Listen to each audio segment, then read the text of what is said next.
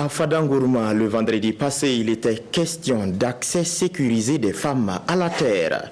Pour trouver des solutions durables à cette préoccupation, les groupements de femmes, les autorités coutumières et administratives des provinces de la Komandjari et du Gourma ont mené des échanges. Ce cadre de réflexion a été organisé par les ONG Action contre la faim, Tintois, Helvetas, Greta. Et on en sait plus avec Alassane Kendrebego et Ibrahim Sanou. Venus des provinces de la Komandjari et du Gourma, ces acteurs réfléchissent sur l'accès sécurisé des femmes au foncier.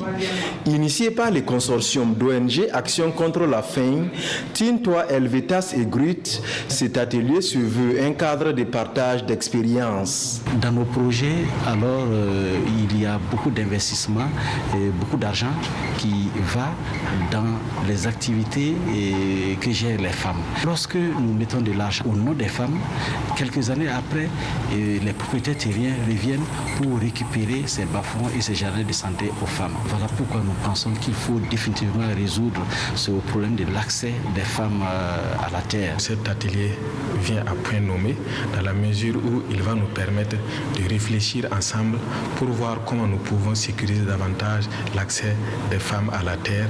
Des témoignages des représentantes de ces femmes et des coutumiers ont permis de mieux circonscrire les phénomènes. On demande aux partenaires, au gouvernement de nous aider pour qu'à chaque fois qu'on va parler du foncier, on nous considère, on nous implique là-bas. Chez nous, actuellement, les femmes n'ont pas accès à la terre parce que nous avons une tradition. La femme est une étrangère. Mais comme nous l'avions dit ici, c'est travailler seulement à sensibiliser les gens et impliquer les autorités pour qu'on puisse leur donner plus de terre. Cet atelier s'inscrit dans le cadre du projet Resian, renforcer durablement et de manière intégrée la résilience des populations vulnérables à l'insécurité nutritionnelle dans la région de l'Est.